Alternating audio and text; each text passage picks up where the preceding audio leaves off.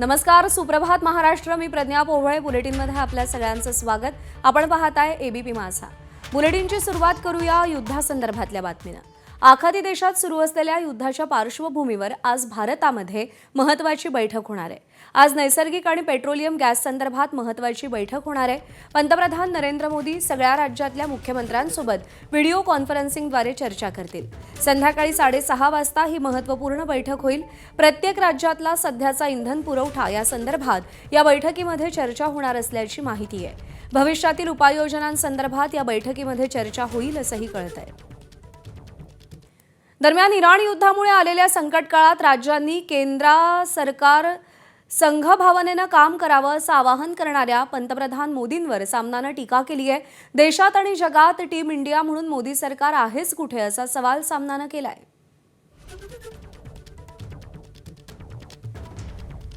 Iran युद्धामुळे आलेल्या संकटकाळी राज्यांनी केंद्रासोबत टीम इंडिया या संघभावनेनं काम करावं असं आवाहन मोदींनी संसदेत केलं. इराण युद्धाच्या पार्श्वभूमीवर देशात आणि जगात टीम इंडिया म्हणून मोदी सरकार कुठे आहे? देशात इंधन टंचाईचा तीव्र झळा, शेतीपासून उद्योगापर्यंत तडाखे बसू लागलेत. मोदी आणि भक्त भारताला विश्वगुरू वगैरे म्हणत असले तरी इराण युद्धात अमेरिकेनं पाकिस्तानला शांतीदूत बनवलं. ट्रम्प यांनी मोदींची एका फोन कॉलवर बोळवण करून विश्वगुरूंचा बुरखा फाडलाय. मोदींना आता टीम इंडियाची उचकी लागली खरी, पण अनेक दशकांच्या प्रयत्नांनंतर बसलेली टीम इंडियाची घडी तुमच्याच अमृत काळात विस्कटली त्याचं काय?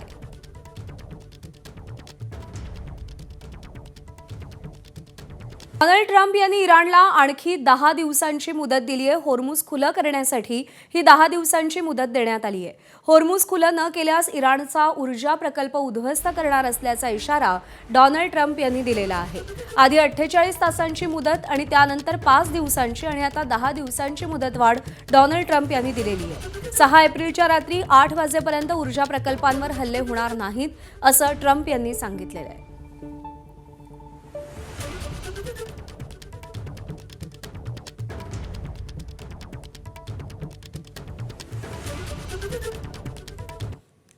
डोनाल्ड ट्रम्प यांनी दिलेल्या मुदतीला इराणनं प्रत्युत्तर दिलंय. इराणनं ट्रम्प यांचा दावाच फेटाळून लावलाय. ट्रम्प खोटं बोलतायत, आम्ही त्यांच्याकडे मुदतवाढ मागितलीच नाही. ट्रम्प यांच्यासोबत कोणत्याही प्रकारचा संवाद झालेला नाही असं इराणनं म्हटलंय.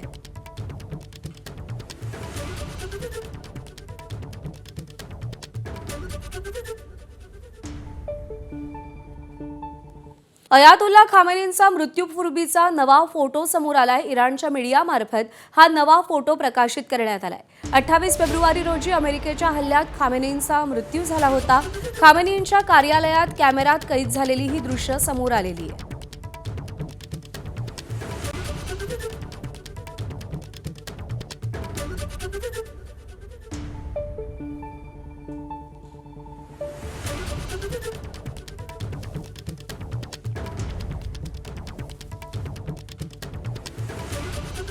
इस्रायलने इराण आणि लेबनॉनवर आतापर्यंतचे सगळ्यात घातक हल्ले चढवलेत.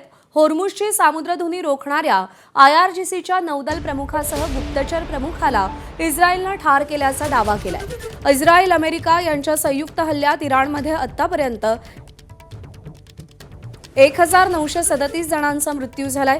इराणचे उपआरोग्यमंत्री अली जाफरियन यांनी मृतांचा आकडा वाढल्याची माहिती दिली आहे. मारल्या गेलेल्या 1937 लोकांमध्ये 340 महिला आणि 212 मुलांचा समावेश आहे. या व्यतिरिक्त किमान 24,800 लोक जखमी झाले असून त्यात सुमारे 4,000 महिला आणि 1,621 मुलांचा समावेश आहे.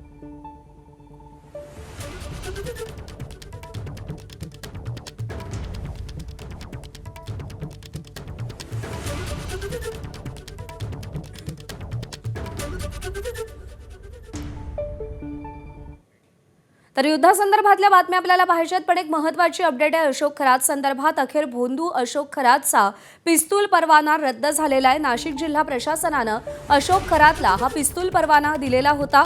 2012ला दिलेला पिस्तूल परवाना 2024 ते 2028 पर्यंत त्याचं नूतनीकरण करण्यात आलेलं होतं.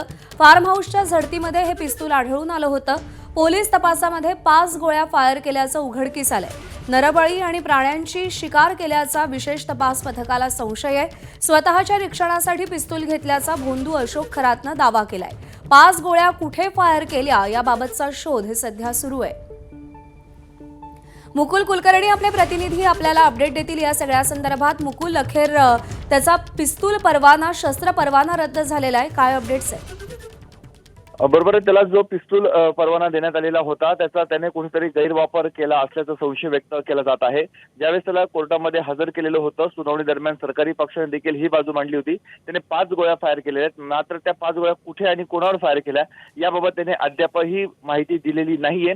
त्यामुळे नरबळी केलाय का तो संशय आहे. त्याचबरोबर काही प्राण्यांची त्याने हत्या केली आहे का तो देखील संशय बळावला जातोय. आणि या पिस्तूलचा त्याने गैरवापर केला आहे आणि म्हणून अशा लोकांकडे पिस्तूल ठेवणं हे हानिकारक आहे समाज हिताच्या दृष्टीने.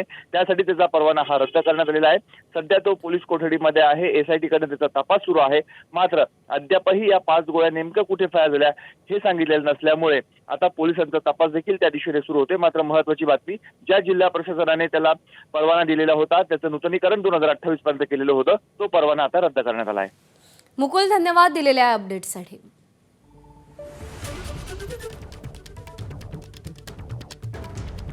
इराणचा इस्रायलवरती बॉम्ब हल्ला सुरूच आहे. इराणनं क्षेपणास्त्र आणि ड्रोन्सनी 83वी खेप इस्रायलवरती डागली आहे. इराणनं या क्षेपणास्त्रांवरती आभाराचा संदेशही लिहिला होता. समर्थन करणाऱ्या देशांचे इराणनं आभार मानलेले आहेत.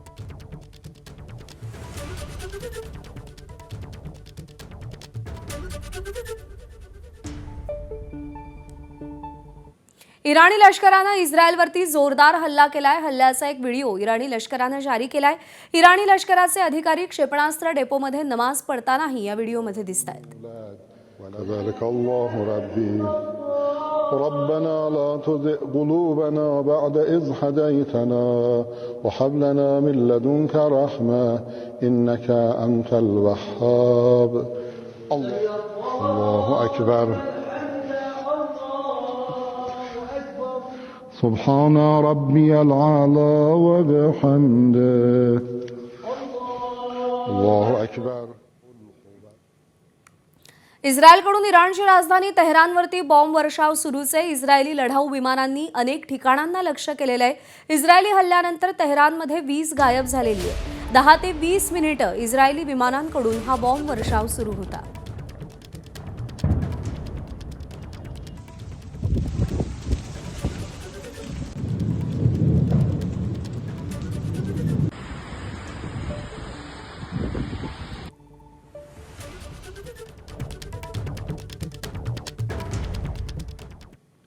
आखाती युद्धाला 27 दिवस पूर्ण होताना इराण आणि इराक दरम्यान फोनवरून चर्चा झाली आहे. इराणवरचा हल्ला हा आखातातील सगळ्या मुस्लिम देशांविरुद्धचं युद्ध आहे असा गर्भित इशारा देणारं वक्तव्य इराकचे अध्यक्ष अब्दुल लतीफ राशिद यांनी या चर्चेनंतर केलंय. आखातात आजवर इराण आणि इराक कधीच एकत्र आलेले नाहीत. इराकमधील सद्दाम राजवट उलथवल्यानंतर तिथे अमेरिकेच्या मर्जीतील सत्ता आहे. इराकमध्ये अमेरिकेचा तळ सुद्धा आहे. त्या स्थितीत इराकच्या अध्यक्षांचं हे वक्तव्य अत्यंत महत्त्वाचं ठरतंय. दरम्यान कोणत्याही हल्ल्यापासून स्वतःचा सक्षमपणे बचाव करण्यासाठी इराण कटिबद्ध असल्याचं इराणचे अध्यक्ष मसूद पेझेशकियन यांनी म्हटलेलं आहे.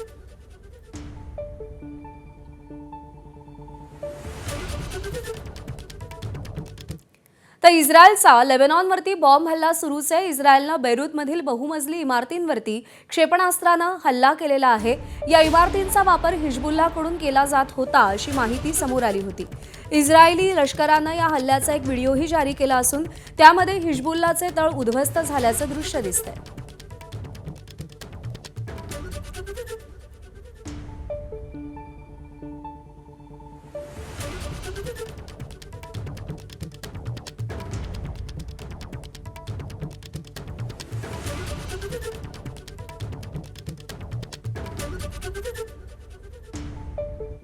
तर इस्रायलनं लेबनॉनवर पुन्हा एकदा हल्ला केलाय. राजधानी बेरूतमधील निवासी इमारतीला लक्ष्य केलंय. दक्षिण बेरूतच्या निवासी भागामध्ये हे हवाई हल्ले करण्यात आलेले आहेत.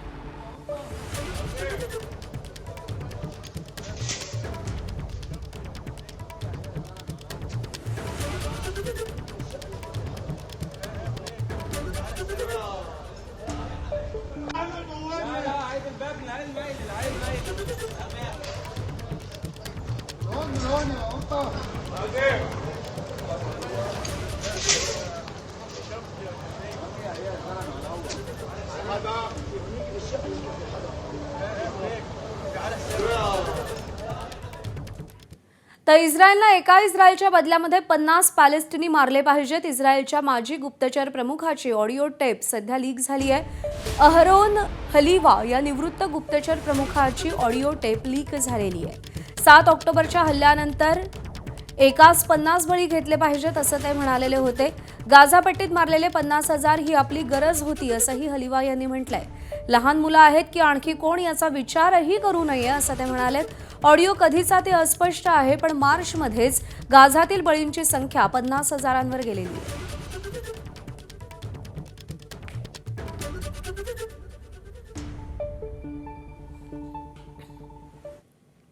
लेबनॉनमधील हिजबुल्ला विरोधात इस्रायलची कारवाई जोरात सुरू आहे. इस्रायलनं या भागात मर्कवा रणगाडे घिसवलेले आहेत. त्यांना तोंड देण्यासाठी हिजबुल्लानं पहिल्यांदाच FPV ड्रोन्सचा मारा केलेला आहे. रणगाडे फोडण्यासाठी या ड्रोन्सचा वापर केला जातोय. या माऱ्यात काही इस्रायली सैनिकांचा मृत्यू झाल्याची माहिती आहे. हिजबुल्लानं 100 रॉकेट्सचाही इस्रायलच्या पूर्व भागामध्ये मारा केलाय.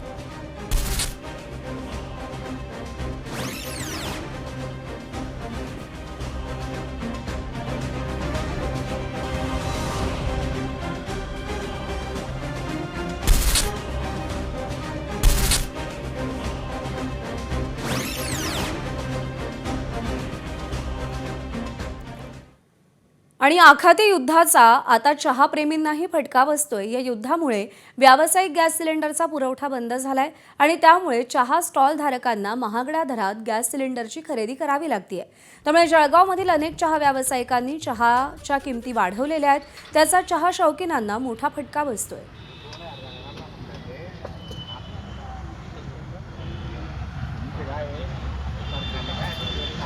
महागाई वाढल्यामुळे गॅस मिळत नाही आहे. सध्या माणसांचेही पगार वाढावे लागलेले आहे. त्याच्यानंतर दूधही वाढलेलं आहे. त्यामुळे आम्ही 20% दरवाढ केलेली आहे. जो चहा 10 रुपयाला मिळाला तो आज 12 रुपयाला मिळतोय. त्याच्यातही कट जो आहे तो 8 रुपयाला मिळायचा तो आता 10 रुपयाला मिळतोय. दिवसाला 4-5 चहा पीत असायचो. आता फक्त सकाळी आणि संध्याकाळी 2च चहा, कारण 12 रुपये झालेत. आता त्यांच्याशी आपल्याला प्रॉब्लेम समजून घ्यावा लागतो की त्यांचे गॅसचे आणि त्याचे सगळे दर वाढल्यामुळे त्यांनाही ते परवडत नाही, पण आपल्यालाही परवडलं पाहिजे आणि आपण आपल्या गरजा कमी करायच्या, बाकी काही नाही. इंधन टंचाईचा फटका वाशिममधल्या यात्रेकरूंना देखील बसलाय. रामनवमी निमित्त काल काशी पोहरादेवी यात्रेसाठी बंजारा भाविक आले होते. यात्रेतून परतताना प्रवासादरम्यान रिसोडमध्ये वाशिम मार्गावर असलेल्या एका पेट्रोल पंपाजवळच वाहनातलं पेट्रोल डिझेल संपलं. त्याचा जालना जिल्ह्यातील घनसावंगीच्या बोरगाव इथल्या भाविकांना फटका बसलाय. त्यांना पेट्रोल पंपाच्या आवारातच मुक्काम करण्याची वेळ आली आहे.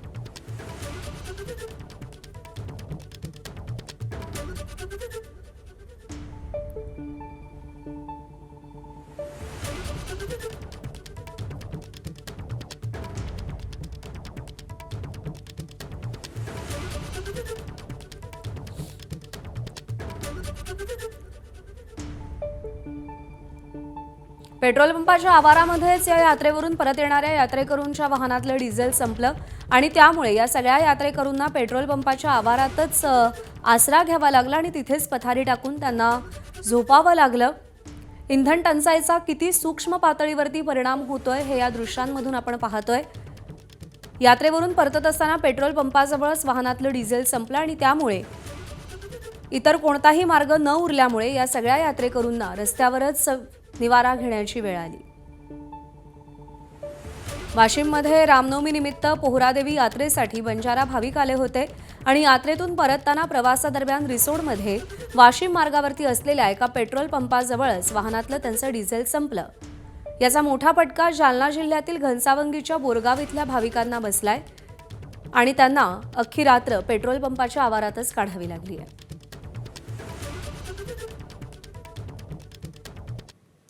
आणि एक दिलासादायक बातमी आहे, LPG घेऊन येणारं जगवसंत जहाज कांडला बंदरामध्ये पोहोचलेलं आहे. जगवसंत जहाजामध्ये 47,600 टन LPG आहे. सध्या गॅस टंचाईचा मोठा फटका, मोठा परिणाम देशभरामध्ये पाहायला मिळतोय आणि त्या पार्श्वभूमीवर ही एक अत्यंत दिलासादायक आणि मोठी बातमी. जगवसंत जहाज हे कांडला बंदरामध्ये पोहोचलेलं आहे. या जहाजामध्ये 47,600 टन LPG आहे.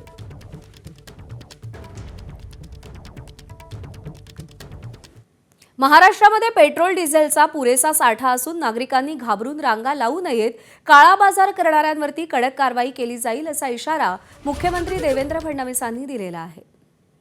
गेल्या 3 दिवसांमध्ये DAPची खपत 70% वाढलेली आहे. नेहमीपेक्षा आम्ही मागच्या वर्षीची या दिवसांमध्येच जेव्हा त्याची तुलना केली तर असं लक्षात येत आहे की कुठेतरी या संदर्भात पॅनिक बाईंग होत आहे. त्यामुळे तोही साठा दरवर्षी आपल्याला लागतो तेवढा आपल्याकडे मिळणार आहे. कोणी पॅनिक बाईंग करू नये आणि जे पुरवठादार आहेत त्यांनी देखील जर या ठिकाणी त्याचं होर्डिंग करून आणि शेतकऱ्यांना त्रास देण्याचा प्रयत्न केला, कडक कारवाई करून या ठिकाणी फौजदारी कारवाई त्यांच्यावर करण्यात येईल, हा इशारा मी देतोय. पेट्रोल आणि डिझेलच्या तुटवड्याबाबत पसरत असलेल्या अफवांच्या पार्श्वभूमीवर कायदा आणि सुव्यवस्था अबाधित राहण्यासाठी अहिल्यानगरचे जिल्हाधिकारी डॉक्टर पंकज आशिया यांनी महत्त्वपूर्ण आदेश जारी केलेत. संपूर्ण जिल्ह्यात उघड्यावर म्हणजे स्कॅन, बाटली किंवा डब्यात पेट्रोल आणि डिझेल देण्यावर कडक निर्बंध लादण्यात आलेत. आदेशाचं पालन न केल्यास कडक कारवाई करण्याच्या सूचना जिल्हाधिकारी डॉक्टर पंकज आशिया यांच्याकडून देण्यात आल्या आहेत.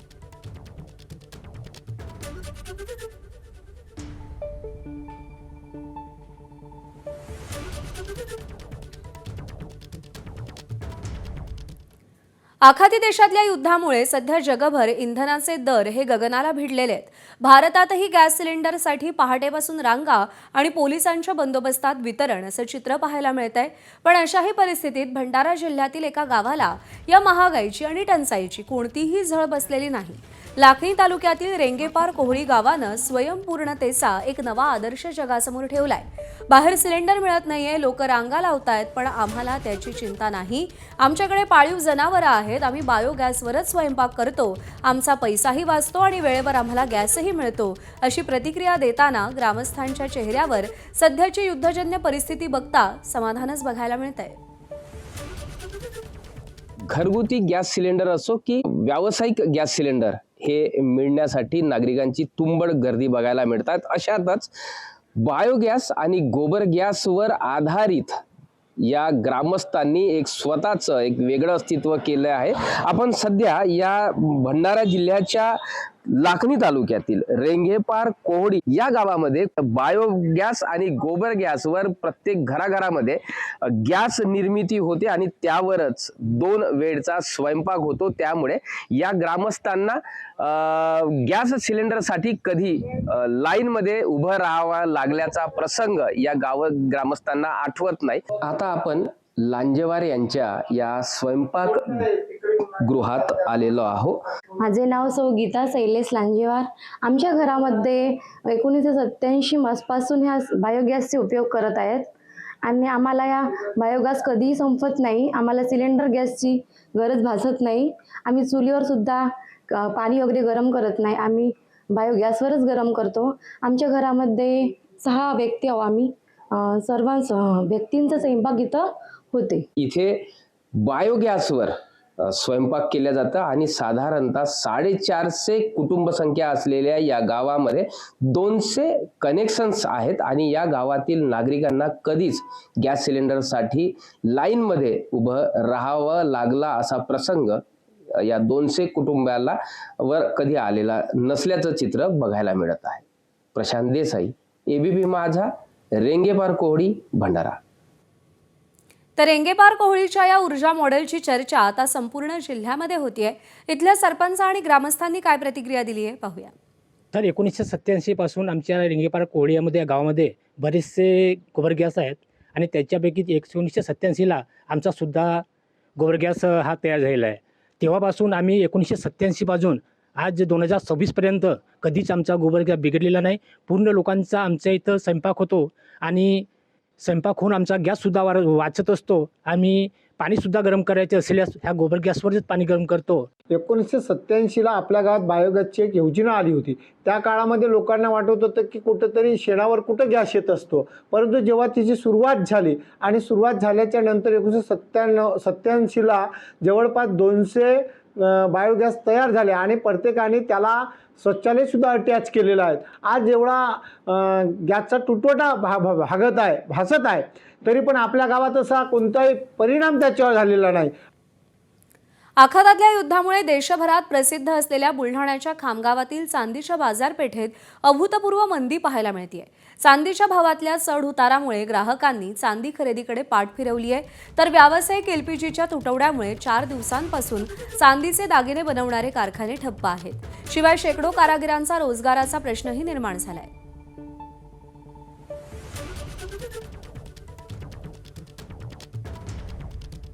मी सध्या खामगाव येथील देशभरातील प्रसिद्ध चांदीच्या बाजारपेठेत आहे आणि या ठिकाणी व्यावसायिक एलपीजी गॅस न मिळाल्यामुळे चांदीचं काम, चांदीचे दागिने बनवायचं काम हे गेल्या 4 दिवसापासून ठप्प झालेलं आहे.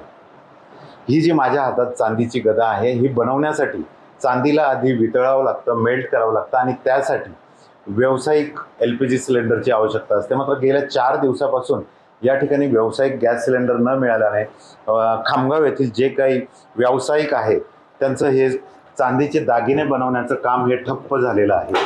नेमकं काय कारण आहे? गेल्या 4 दिवसापासून का बंद आहेत कारखाने? चांदी का बनत नाही? बाकीचे कारखान्यापेक्षा आपल्या इथं खूप कमी प्रमाणात आता LPG गॅस आपल्याला मिळत आहे आणि आपण मेल्टिंगमध्ये किंवा काही काम बनवण्यामध्ये, कुठली वस्तू घडवण्यामध्ये आपल्याला LPG गॅसची खूप आवश्यकता लागते. पण तरी आपल्याला गेले 4 दिवसापासून आपल्याला LPG गॅस मिळत नाही आहे. ते जेवढे आपल्या हाताने किंवा हाताने आपण नक्षीकाम किंवा हाताने वर्क जे बी होत असेल ते सर्व काही आपण आता सध्या हातानेच करतोय. खामगावात जवळपास 20 पेक्षा अधिक मोठी कारखाने आहेत जे की दागिने बनवतात. मात्र गेल्या 4 दिवसापासून व्यावसायिक LPG न मिळाल्यामुळे 4 दिवसापासून खामगावातील चांदीची बाजारपेठ ही दागिने न बनवण्यामुळे ठप्प झाली आणि यामुळे लग्न सराईच्या काळात जे काही नवीन ऑर्डर आहेत ते चांदीचे व्यावसायिक घेऊ शकत नाही, असंही चांदी व्यावसायिकांचं म्हणणं आहे. Cameraman Shantaram sir, doctor Sanjay Mahajan, ABP माझा, खामगाव. शेजारच्या घरात चोरी केल्याच्या संशयावरून 2 पोटच्या मुलींचा वडिलांकडून उलटं टांगून रात्रभर छळ, 10 वर्षीय मुलीचा मृत्यू तर दुसरी मुलगी जखमी. मुलीच्या वडिलांविरोधात गुन्हा दाखल. सांगली जिल्ह्यातील बनपुरी मधली घटना.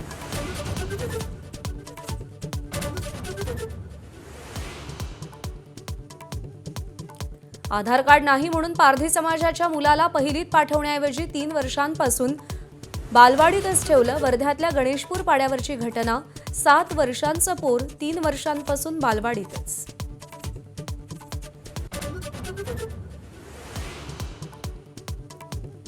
ज्यांचं भलं केलं तेच माझ्यावर उलटले. भोंदूखराची पोलिसांच्या तपासादरम्यान चिडचिड. महिलांसोबतचे शरीर संबंध हा विधीचाच भाग होता असाही दावा. कुणावरही जबरदस्ती केली नसल्याचं पोलिसांना उत्तर.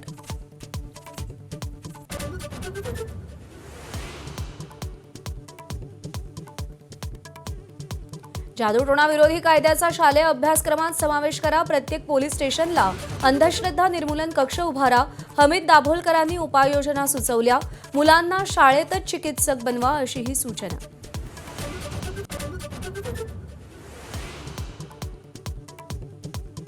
पंतप्रधान नरेंद्र मोदी आणि सगळ्या राज्यांच्या मुख्यमंत्र्यांची बैठक घेणार.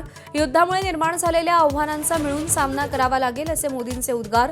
तेल, गॅस पुरवठ्यासोबतच सगळ्या क्षेत्रातील परिणामांवर चर्चा करणार.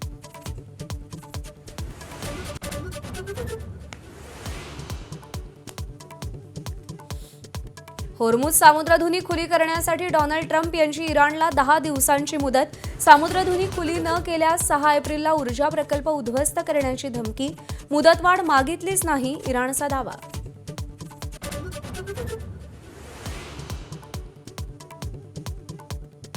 पाकिस्तानचे झेंडे लावून 10 व्यापारी जहाजांनी होर्मुझ पार केला. अमेरिकेचे अध्यक्ष डोनाल्ड ट्रम्प यांचा दावा. पाकिस्तान इराणला धोका देतोय का अशी शंका.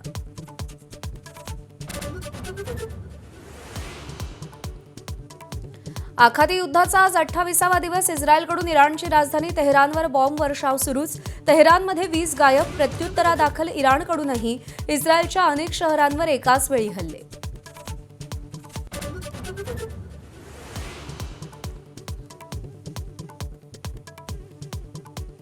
इराण, हिजबुल्ला आणि हमास विरुद्ध युद्ध करून इस्रायल थकलं. इस्रायलच्या माजी गुप्तचर प्रमुखांचा ऑडिओ लीक झाल्यानं खळबळ. एका इस्रायलच्या बदल्यात 50 पॅलेस्टिनी मारले पाहिजेत असा ऑडिओ टेपमध्ये उल्लेख.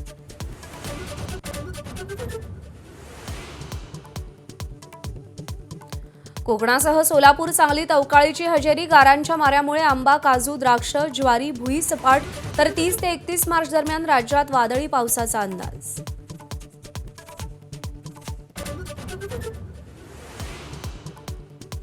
अयोध्येमध्ये आज रामनवमीचा उत्साह. दुपारी 12 वाजता प्रभू श्रीरामाचा सूर्यतिलक. सुरक्षा व्यवस्थेतही मोठी वाढ. भोंदू अशोक खरात विरोधात एसआयटीकडे तक्रारींचा अक्षरशः पाऊस पडतोय. उपलब्ध करून दिलेल्या 2 हेल्पलाईनवरती 100हून अधिक तक्रारी आल्यात. नाशिक, पुणे, अहिल्यानगरमधल्या महिलांच्या हेल्पलाईनवरती तक्रारी येतात. महिलांच्या तक्रारीत खरातनं केलेल्या अत्याचारांचा पाढा वाचला जातोय. अशोक खरात संदर्भात माहिती देण्यासाठी सर्वाधिक फोन येत आहेत. बनावट रत्नखड्यांसाठी खरातनं लाखो रुपये घेतल्याच्या तक्रारी केल्या जात आहेत. 50 रुपयांचे खडे 1 ते 2 लाख रुपयांना त्यानं विकल्याची माहिती मिळते.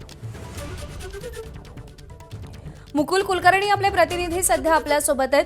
मुकुल, एसआयटीच्या हेल्पलाईन नंबरवरती अक्षरशः सातत्यानं तक्रारींसाठी फोन येत आहेत. काय नव्या तक्रारी येत आहेत आणि काय नवे कारनामे या भोंदूबाबाचे उघड होत आहेत? आता ज्या तक्रारी समोर आलेल्या आहेत त्याच अनुषंगाने इतर माहिती देखील आता तक्रारदार करू लागलेले आहेत. काहींची जी माहिती आहे त्या माहितीनुसार भोंदूबाबा अशोक खरात अमुक अमुक ठिकाणी येत होता, तिथे त्याला आम्ही बघितलेलं होतं, तिथे तो या लोकांशी संपर्कामध्ये होता, अशा स्वरूपाची माहिती देखील मिळते आहे. काही तक्रारी स्वतःवर झालेल्या अन्याय अत्याचार विरोधात आहेत. काहींकडनं माहिती मिळते आहे की त्यांची कशी आर्थिक फसवणूक झालेली आहे, लूटमार त्यांना करण्यात आलेली आहे. अगदी 50-100 रुपयाचे खडे त्यांना 1,00,000-2 लाख रुपयांना कशा पद्धतीने विकण्यात आलेले आहेत त्या संदर्भातली माहिती. तर काही महिलांचे फोन देखील येत आहेत आणि त्या फोनच्या माध्यमातून त्यांनी केलेल्या अत्याचाराचा पाढा हा आता एसआयटी समोर वाचला जात आहे. निश्चित. मुकुल, धन्यवाद दिलेल्या या सगळ्या सविस्तर माहितीसाठी आणि विनंती सोबत रहा. आणखी एका बातमीचे अपडेट जाणून घ्यायचे. भोंदूबाबा अशोक खरातच्या जाळ्यामध्ये अनेक बडे मासे अडकलेत. धार्मिक विधी आणि भविष्य पाहण्यासाठी सर्व पक्षीय नेत्यांची रीघ लागायचीच, पण आता काही सेलिब्रिटीही त्याच्या जाळ्यात अडकले होते अशी माहिती समोर येते. अनेक नेते, सेलिब्रिटींना त्यानं गंडा घातल्याचं कळतंय. महिलांवरती अत्याचार करण्यासोबतच या भोंदूबाबानं अनेक मोठ्या लोकांना आर्थिक गंडा घातल्याची देखील सूत्रांनी माहिती दिलेली आहे. मुकुल कुलकर्णी आपल्याला या सगळ्या संदर्भात पुन्हा अपडेट देतील. मुकुल, सर्वसामान्य नागरिक, महिला, नेते यांच्या पाठोपाठ आता सेलिब्रिटी देखील याच्या जाळ्यात अडकल्याचं कळतंय. काही नावं कळली आहेत का? काय माहिती आहे? अद्याप अशी नावं समोर आलेली नाहीयेत. मात्र अनेक बडे सेलिब्रिटी या भोंदूबाबाच्या जाळ्यामध्ये अडकल्याची माहिती मिळते आहे. काही मुंबईमधली देखील नावं आता पोलीस तपासामध्ये उघडकीस येत आहेत. त्याचबरोबर नाशिक शहर आणि आजूबाजूचे जिल्हे आहेत त्यामध्ये पुण्याचा देखील समावेश आहे. तिथले काही राजकीय नेते आणि सेलिब्रिटींचा देखील समावेश आहे. या भोंदूबाबाने केवळ महिलांवर अत्याचार केलेले नाहीयेत, तर अनेक उद्योगपती आणि राजकीय नेते यांना विविध आयुष्य दाखवून त्यांची फसवणूक केलेली आहे, त्यांची लुबाडणूक केलेली आहे. लाखो कोट्यवधी रुपयांची माया त्याने जमा केलीचं पोलीस तपासामध्ये आता समोर येत आहे. की मराठी इंडस्ट्रीतले कोणी सेलिब्रिटी आहेत की अगदी बॉलिवूडचे बडे चेहरे सुद्धा यामध्ये आहेत? असं वर्गीकरण सध्या पोलिसांकडनं करण्यात आलेलं नाहीये, परंतु जी माहिती मिळते आहे त्याच्यामध्ये निश्चितच हिंदी चित्रपटसृष्टी असो, बॉलिवूड म्हणजेच किंवा मराठी चित्रपटसृष्टी असो, यातल्याही अनेक नावांचा समावेश असल्याचं समोर येतंय. परंतु इतरांची बदनामी होऊ नये म्हणा किंवा त्यांच्या सुरक्षेच्या कारणासाठी अशी नावं पोलिसांनी गोपनीय ठेवलेली आहे. अतिशय गुप्तता बाळगली जात आहे या संपूर्ण तपासामध्ये. त्यामुळे नावं जरी समोर येत नसली तरी देखील वर्गीकरण समोर येत आहेत. यामध्ये काही अधिकाऱ्यांचा देखील समावेश आहे. काही महिला अधिकारी आहेत, तर काही अधिकाऱ्यांच्या पत्नी किंवा त्यांचे कुटुंबीय यांची देखील नावं आता समोर येऊ लागलेली आहेत. मुकुल, धन्यवाद दिलेल्या या सगळ्या सविस्तर माहितीसाठी. अशोक खरातचा कसून एसआयटी तपास सुरू आहे आणि त्यातली महत्त्वाची माहिती समोर आली आहे। एसआयटीच्या चौकशीत खरातनं अत्यंत अजब दावे केले। महिलांसोबतचे शरीर संबंध हा विधींचाच भाग होता, आपण कोणावरही जबरदस्ती केली नाही यावर तो ठाम आहे। अंतर्मनानं मला धोका दिला असं तो म्हणतोय, तर ज्यांचं भलं केलं तेच उलटले असाही त्याचा दावा आहे। अशोक खरात कोठडीत असताही मंत्रजप करत असल्याची सूत्रांची माहिती आहे। यापुढे आता आपण केवळ आपल्या मेंदूचंच ऐकणार असल्याचं भोंदू खरात म्हणतोय।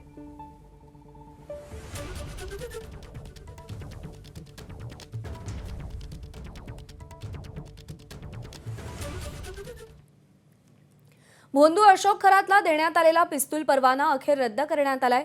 नाशिक जिल्हा प्रशासनानं अशोक खरातला पिस्तूल परवाना दिला होता। 2012 मध्ये पिस्तूल परवाना मिळाला। 2024 आणि 2024 मध्ये त्याचं नूतनीकरण झालं। 2028 पर्यंत पोलिसांनी फार्म हाऊसची झडती घेतली आणि त्यात हे पिस्तूल आढळलं होतं। पोलीस तपासात 4-5 गोळ्या फायर केल्याचं उघड झालं होतं। नरबळी आणि प्राण्यांची हत्या केल्याचा विशेष तपास पथकाला संशय आहे। खरातनं नरबळी आणि प्राण्यांची हत्या केल्याचाही विशेष तपास पथकाच्या माध्यमातून तपास केला जातोय। स्वतःच्या संरक्षणासाठी पिस्तूल घेतल्याचा भोंदू खरातचा दावा आहे। मात्र या 5 गोळ्या त्यानं कुठं फायर केल्या याचा तपास सुरू आहे।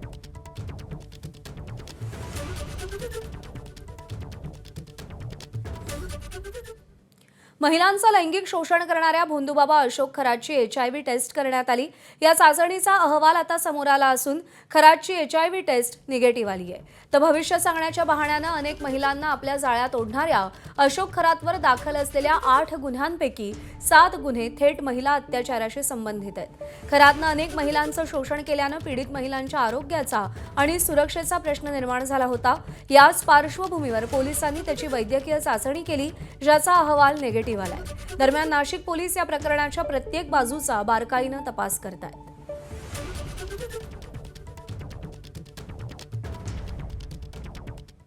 महिलांचं लैंगिक शोषण केल्याप्रकरणी अशोक खरातवरती नाशिकच्या सरकारवाडा पोलीस ठाण्यात गुन्हे दाखल करण्यात आलेत। या प्रकरणी विशेष तपास पथकाकडून चौकशी सुरू आहे। एसआयटीकडून तांत्रिक बाबींची तपासणी केली जात असून भोंदू अशोक खरात याचा मोबाईल देखील एसआयटीनं जप्त केलाय। भोंदू अशोक खरात हा व्हॉट्सअपवरती व्हॉइस मेसेजेसनं संपर्क करत होता अशी माहिती समोर आली आहे। याबाबत अशोक खरातच्या मोबाईलमधील डेटा रिकव्हर केला जात असल्याची माहिती मिळाली असून मोबाईलमधील काही मेसेज डिलीट झाल्याची शक्यता देखील वर्तवली जाते। अशोक खरातचा मोबाईल डेटा रिकव्हर झाल्यानंतर अनेकांची नावं आणि संभाषणं एसआयटी पथकाला मिळण्याची शक्यता आहे।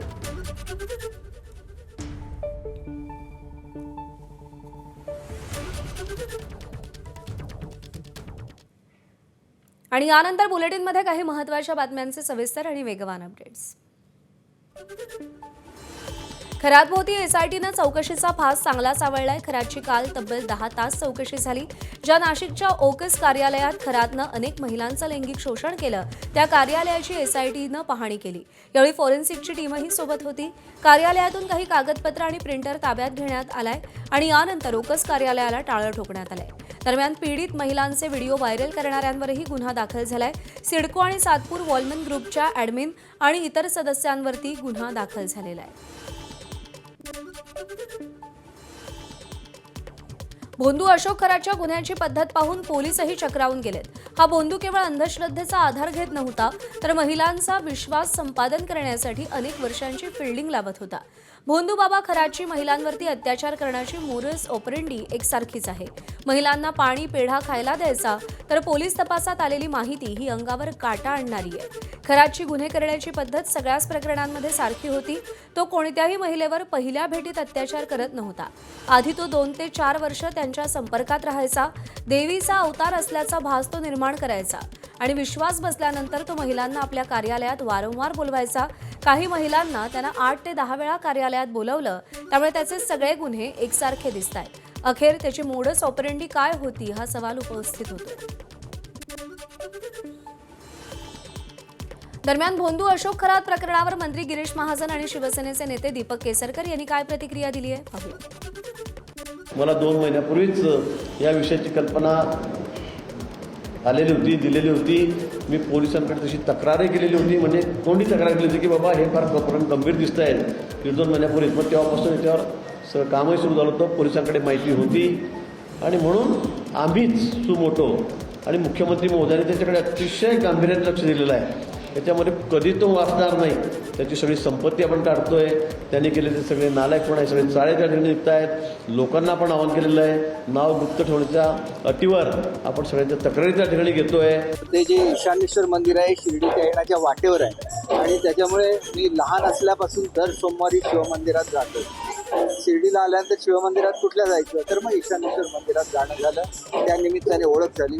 ओळख आहे म्हणजे त्यांच्या कुठल्याही कृत्यामध्ये माझा सहभाग आहे असं बिलकुल नाही. आणि ईशानेश्वर मंदिर हे शंकराचं मंदिर आहे. त्याच्यामुळे मी गेलो होतो, CM साहेब स्वतः येऊन गेले होते, अनेक मंत्री येऊन गेले, परंतु त्यांना या गोष्टीची सुतराम कल्पना असेल असं मला वाटत नाही. अशी जर कल्पना असतील तर कोणच आम्ही त्या ठिकाणी गेलो नसतो किंवा त्यांच्याशी कुठलेही संबंध ठेवले. आणि एवढी लोक भेटून गेली, जवळजवळ 39 आमदार भेटून गेले. माझंच नाव का हा प्रश्न आहे. एक महत्त्वाची अपडेट आहे. सुषमा अंधारे आणि रुपाली ठोंबरे या दोघीही नाशिकच्या दिशेनं रवाना झाल्यात. दुपारी 12 वाजता नाशिकचे आयुक्त संदीप कर्णिक यांची त्या भेट घेणार आहेत. तपास पथकाच्या प्रमुख अधिकारी तेजस्विती सातपुते यांची देखील त्या भेट घेतील. आतापर्यंत रुपाली चाकणकर यांच्या विरोधात गुन्हा का दाखल झाला नाही या संदर्भात त्या विचारणा करणार आहेत आणि भेट घेतल्यानंतर दुपारी 2 वाजता पत्रकार परिषदही घेतील.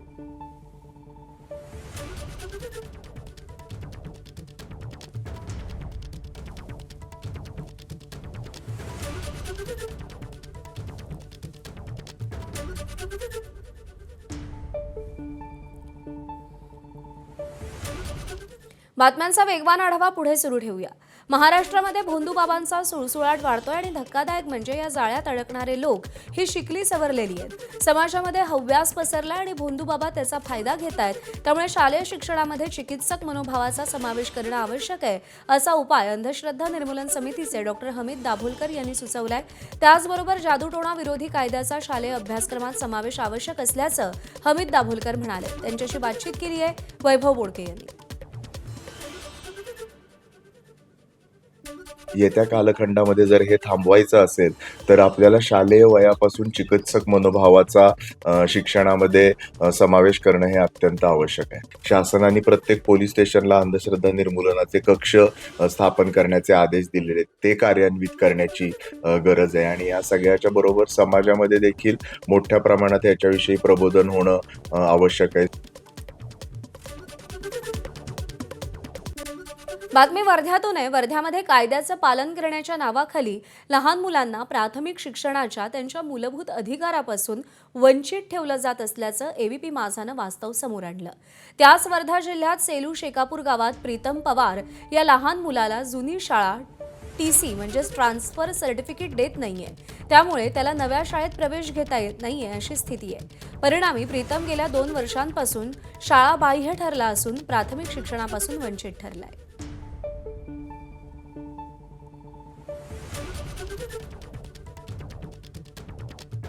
तुझं नाव सांग. प्रीतम. भद्रावतीच्या कुठल्या शाळेत होता तू? आश्रम शाळेत होता. कुठल्या वर्गात शिकत होता? पहिलीत. आता तिथे जात नाही? नाही. का इथे आला राहायला? हो. मग त्या शाळेत जात नाही तर इथे शाळेत कुठे जातो की दिवसभर असंच खेळतच राहतो? TC नाही देते. तुला भद्रावतीला जायचं नाही का आता? शाळेत आश्रम शाळेत जायचं नाहीये? नाही. का? TC नाही देत आहे.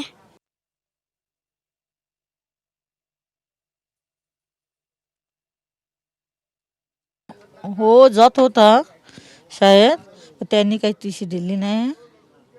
तर म्हणून 1 वर्ष झालं ते घरच्या घरच आहे. कुठल्या शाळेत जात होता? भद्रावती आश्रम शाळेत. आश्रम शाळेत. त्याच्यानंतर काय म्हणतात TC बद्दल काय म्हणतात ते? तर तुम्हाला देतो म्हणतात असं म्हणतात तेवाले. तर पुढच्या वर्षी या वर्षात आम्ही जातो त्यांनी देऊनच नाही राहिले. तर 1 वर्षापासून शाळेतच नाही जाऊ शकत आहे? नाही ना, त्याच्या सोबती कोणीच नव्हतं ना. 2 वर्ष झाले तो होता. आता नाही इथे? आता नाही, शाळेत नाही येत तो. किती दिवस झाले? 2 वर्ष. इथे नाहीच आहे तो? हो.